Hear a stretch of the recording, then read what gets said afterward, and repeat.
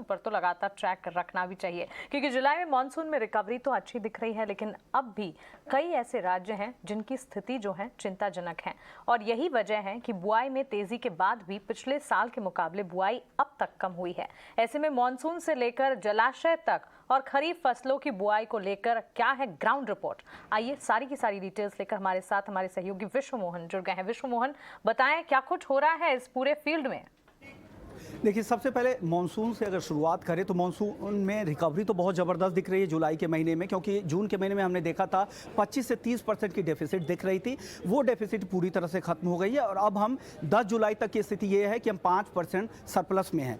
लेकिन अभी भी कई सारे ऐसे राज्य हैं जहाँ पर चिंता की बात है, खास करके यूपी, बिहार, झारखंड और पश्चिम बंगाल, जहाँ पर काफ़ी डेफिसिट है और वो एक चिंता की बात है। और इस वजह से जो सोइंग के नंबर जो आ रहे हैं खरीफ बुआई को लेकर, वो बेहतर नहीं आ रहा है। तो सबसे पहले बता दें कि किस तरह के किन किन राज्यों में स्थिति ज़्यादा खराब है। सबसे पहले यूपी की अगर बात करें, सबसे बड़े स्टेट्स में से एक, जहां एग्री प्रोड्यूसर के तौर पे भी एक बड़ा राज्य है, लेकिन वहां पर अब तक जो मानसून की स्थिति है 57% सामान्य से यहां पर कम बारिश हुई है। इसके अलावा अगर बिहार और झारखंड जहां पर 47% कम बारिश हुई है अब तक। झारखंड के अलावा अगर बिहार की बात करें तो यहाँ पर भी मानसून काफ़ी निराश कर रहा है, 30% से ज़्यादा की यहाँ पर डेफिसिट दिख रही है। इसके बाद कुछ और अगर हम स्टेट्स की बात करें तो पंजाब में भी अभी डेफिसिट की स्थिति बनी हुई है। उड़ीसा जहाँ पर 16% की डेफिसिट की स्थिति बनी हुई है। तो पूरा एक मैप के जरिए आप देखिए, यूपी 57, बिहार 30%, 19%, पश्चिम बंगाल, झारखंड 47%,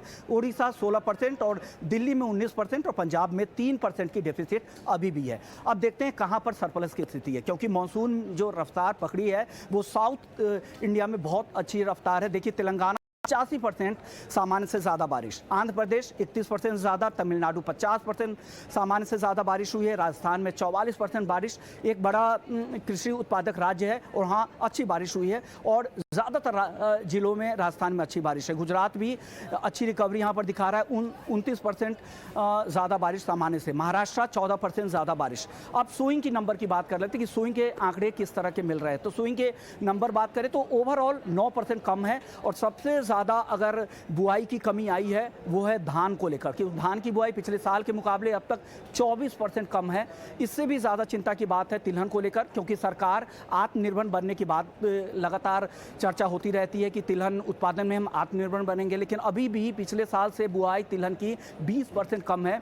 ये एक बड़ी चिंता है। इसके अलावा कुछ और अगर हम ग्रेन्स वगैरह की बात करें तो मोटे अनाज की या कॉटन की बात करें तो यहाँ पर अच्छी रिकवरी दिख रही है, लेकिन ओवरऑल बहुत अच्छे इनकरेजिंग नंबर हैं। लेकिन जब हम बात करते हैं रिजर्वेयर की, जलाशय की क्या स्थिति है, वहाँ पर क्या है, तो देश के 143 जलाशय जिसका ट्रैक ऑनलाइन किया जाता है, वहाँ पर स्थिति ये है कि 30% जलाशय अभी भी 30% ही अपनी क्षमता के भरे हुए हैं, यानी 70% अब भी खाली है, जो पिछले साल के मुकाबले 5% कम है। और वहीं 10 साल के औसत के मुकाबले हालांकि ज़्यादा ज़रूर है, लेकिन अभी भी 70% जलाशय भरना बाकी है। लेकिन अच्छी बात यही है, जितने भी एक्सपर्ट से बात हो रही है, साइंटिस्ट लोगों से बात हो रही है, उनका यही मानना है कि जुलाई और अगस्त का महीना मानसून के लिए बहुत ही बेहतर रहेगा, क्योंकि लानीना जुलाई और अगस्त पूरे दोनों महीने में अंत तक एक्टिव रहेगा, जिससे अच्छी बारिश होगी। और वो राज्य जहां पर अच्छी बारिश अब तक नहीं हुई है, वहां भी अगले 8 से 10 दिनों में रफ्तार पकड़ने की उम्मीद है। तो ये एक पॉजिटिव संकेत है